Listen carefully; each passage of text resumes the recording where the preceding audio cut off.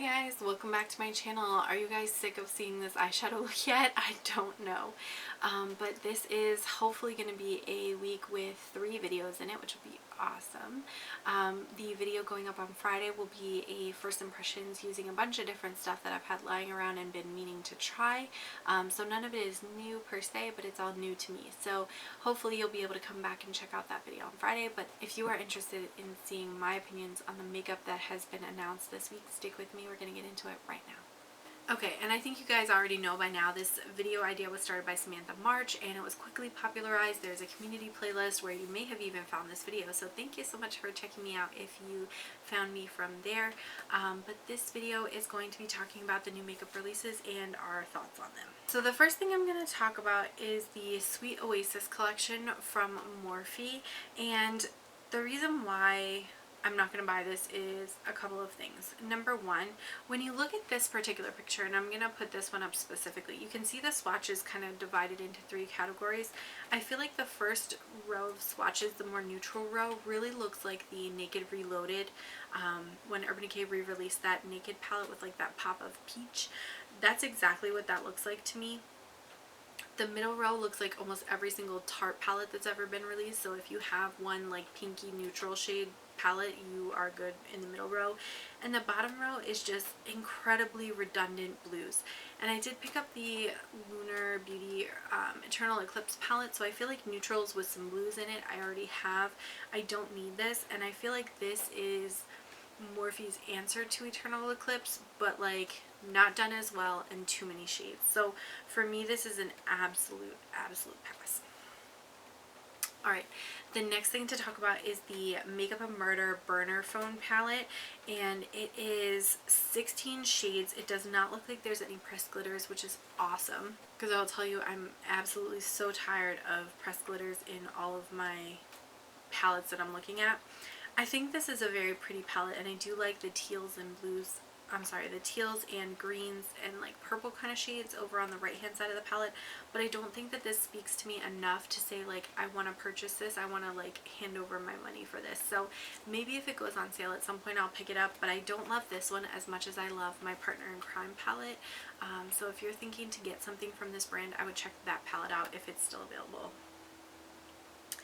The Playing in Makeup by Yolando palette collection finally got released with the shades in it, which there's 7 of these, and they do look very similar to the Juvia's Place palettes, although I don't think Juvia's ever released like a purely blue or purely green palette. I would have to look. But they've definitely done neutrals, they've definitely done like, you know, pinky purpley kind of tones, so I think the blues and greens look really pretty. But if I can tell from looking at this picture, there are some pressed glitters in these, so I probably will not pick them up just because I'm so tired of pressed glitters, let me tell you. Alright, Colored Rain is releasing bronzers, and they've shown in this sneak peek one of the darker shades that they're coming out with. It is going to be 6 shades total, which I think is great for a bronzer line. Like if you can get 6 to 8 shades, like you're really hitting a lot of different skin tones, because bronzer, it doesn't have to be an exact shade match, but you do need to be in the ballpark. So I think 6 shades should be good. I'll be curious to see what the actual individual shades are, but so far I'm intrigued. The next thing to talk about is Odin's Eye is doing Kiss of a Fairy lipsticks, and these are bullet lipsticks. So if I remember correctly, they have matte liquid lipsticks and they have lip glosses. So this will be a new product line for them. I do think the packaging looks really pretty, and I'll see if I can find a non-blurry picture because I've seen a couple pictures floating around thus far. It does look really pretty. I probably will not pick these up right now, but potentially if I make an order from them in the future, I would maybe add this to the order. I do have a couple, I have one of their eyeshadow palettes and one of their highlight face palettes, and the quality is there. It's very nice quality. Alright, the next thing to talk about is NYX Cosmetics released a Lunar New Year collection, which includes soft matte lip creams for $6.50, an ultimate eyeshadow palette for $18, and an epic ink liner for $9. Personally, I think those things are way too neutral, so for me those are all a pass. I do love all the New Year, like Lunar New Year product offerings, but so far everything's been very neutral, so there hasn't been something that's like pushed me into buying it. And then they did also release this To Me, Love Me collection, which is like their Valentine's Day launch. So they have an eyeshadow palette that's $30, and 2 lip gloss duos, which are $9 each. I think the eyeshadow palette looks really cute. It's got all the pinky purples, and that's always my jam. And I love how it's like a letter that kind of like folds up. I think that's super cute too. $30 though is a bit steep, so I'll probably wait and see if this goes on sale at some point and then pick it up, because I don't have to be the first person to have this palette. I don't need it for Valentine's Day per se, but I do think it's really pretty, and ultimately I would like to get it. Alright, the next thing is Beautylish is releasing a limited edition Lunar New Year brush, and the one brush is $125. I can't. I don't think I'll ever be in a space where paying $125 for one brush is going to be like my thing, but I guess for some people that's their thing. So hopefully people enjoy that brush, because if you paid that much for it, it better do your laundry and make you coffee. I don't know. You Can Be Makeup is releasing 3 sort of monochromatic palettes. One's kind of a yellowy shade range, one's kind of a blue shade range, and one's kind of purpley. I think the packaging, this like clear neon kind of plastic packaging, I do for some reason really like that packaging concept, but I don't think I'm gonna pick up any of these palettes. I think they're okay in terms of like the color stories, but I just don't feel like I need them, and I don't need to buy from a brand I don't know for packaging that's that straightforward. Alright, Juvia's Place released a collaboration with Vanessa Guima, I'm gonna guess. I don't know this particular creator myself. They have a palette for $15, a lip gloss for $13, 2 lip glosses for $13 each, or you can get the whole collection for $39. So I think it's a pretty collection. It's very neutral, and I already do have like the Warrior palette, so I feel like I kind of already have some of these shades, so I don't think I'll be picking this one up, but it does look like a very lovely collection, and I think it's great that Juvia's Place is collaborating with so many different creators. Physicians Formula is releasing the new Butter Believe It foundation and concealer in 12 shades. I mean, I guess if you're only going to cater to the lightest skin tones, 12 shades will be sufficient. And in the picture, they do a really good job of trying to show that it goes light to deep. But I just don't know how 12 shades is going to work for so many people. They still have not released their butter bronzer in more than 1 shade. And they're, well, in any shades that would work for like medium to deep skin tones, I guess I'll say. I think they do have like 2 or 3 shades. And then they are starting to sell in China, which means they do need to test on animals there. So I have stopped purchasing from Physicians Formula, and I think I've actually decluttered everything that I had from them. I'll have to look. But I think the last thing I had was one of their butter bronzers, and I had already like almost hit pan on it, and I was like, you know what, I'm kind of over this, so I got rid of it. Colourpop is releasing about 1,000 things this week, of course, and one of them is the Off Melrose collection, which is warm tone neutral shades, some luxe lip glosses, and what looks to be a bronzer. I don't need any of this, and I'm so tired of them putting pressed glitters in everything, so that's going to be an easy pass for me. Alright, the next thing is Samantha Ravndahl released her brand and their initial product offering, which is the Glow Lust Liquid Mixer product, which looks like a foundation but is not a foundation, and it's $45. And their Smoke Reflect eyeshadows, which are a cream and a powder like duo in the same shade, and those are $39 each for basically one eyeshadow.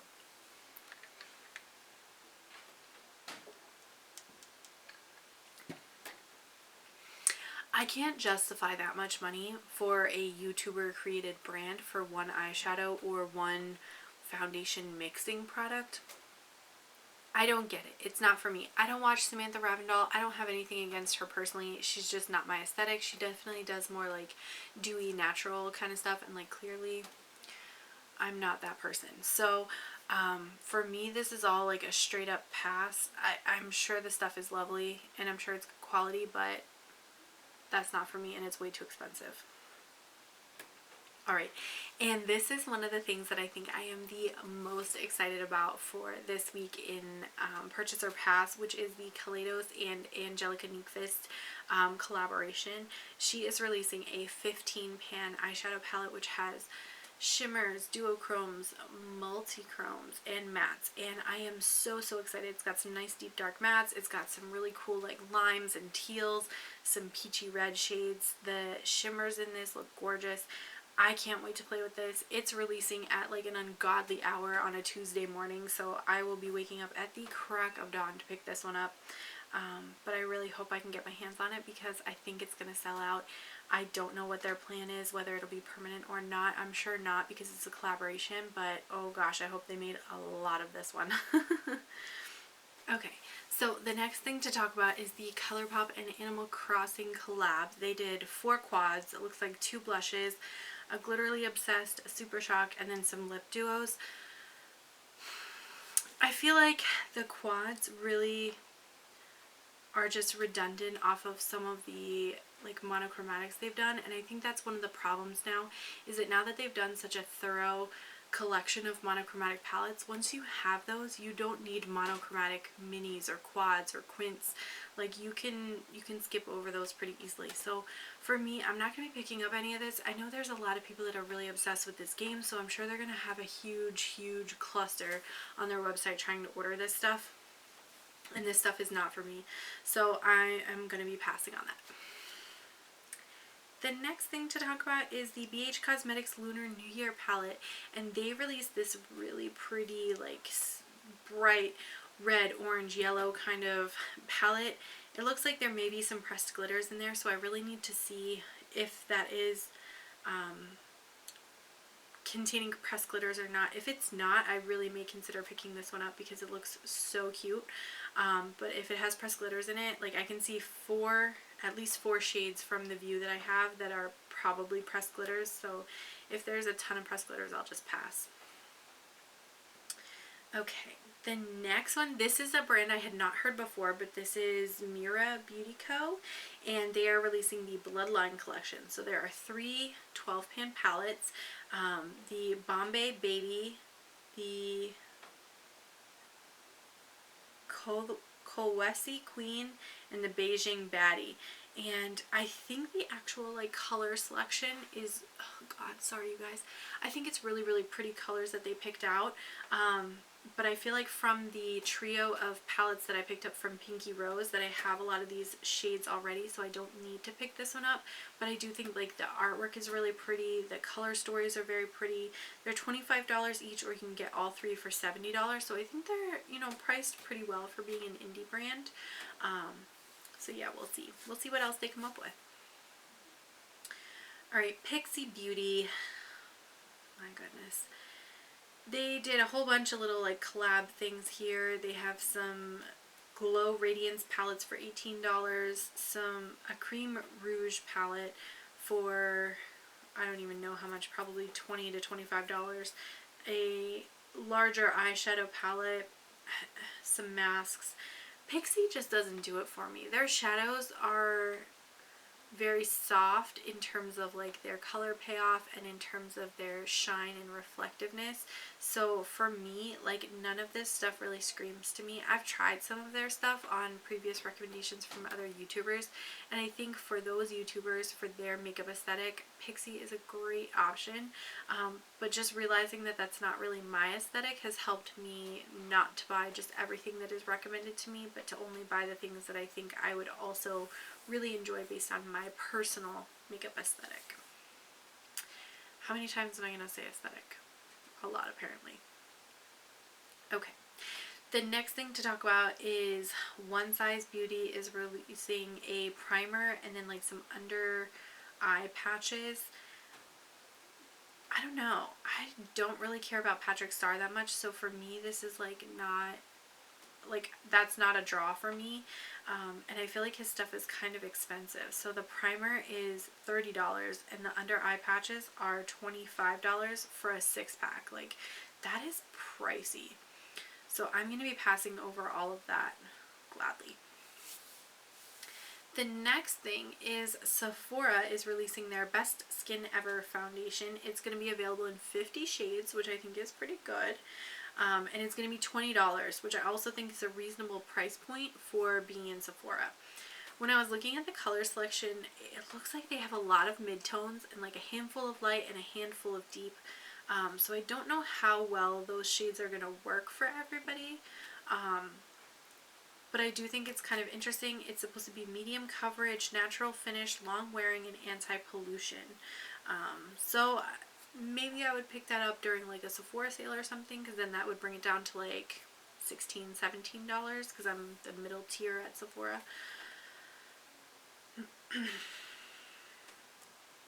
Alright, the next thing to talk about is Nars releasing this soft matte tinted lip balm. And if it's anything that I think for lip balm, the first thing that I think about is having matte lips, right? No. So for me, this is an absolute pass. They're $28. They're really boring shades. I just don't think you need to buy a $30 lip balm. Like, I just don't. Like, there's so many good ones out there that are not $30 that you can totally skip over that. Alright.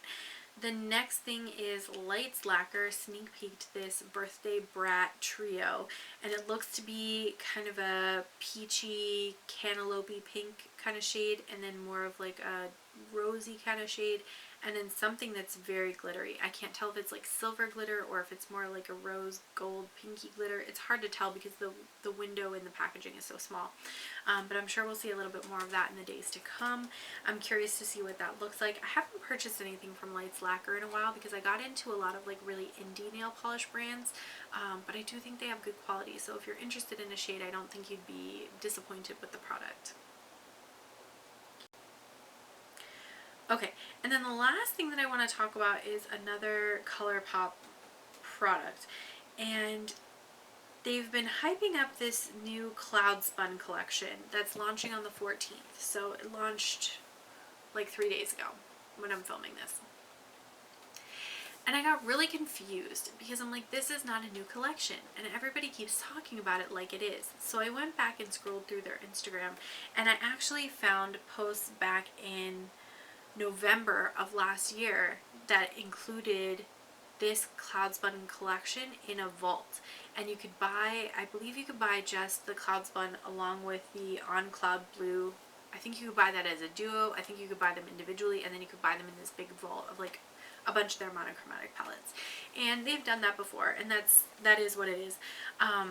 But now they're sort of hyping this palette up again like it's brand new, and it's totally not. So I just thought that was an interesting thing, that like either they've released so many things since November that they forgot they released this already, or they just don't care. I don't know which. So you guys are gonna have to let me know down in the comments below what you think about that. So I think that is everything that I wanted to talk about in this week's Purchase or Pass. I want to thank you guys so much for watching. Definitely leave me a comment down below. What are the things that you're eyeing up to pick up this week or this month in terms of adding to your makeup collection? What are the things that you're definitely passing over? I'm sure there's plenty more that released even in the last 10 minutes that we've just been talking, and probably all of them are from Colourpop. I want to thank you guys so much for watching, and I'm going to catch you in my next video. Bye!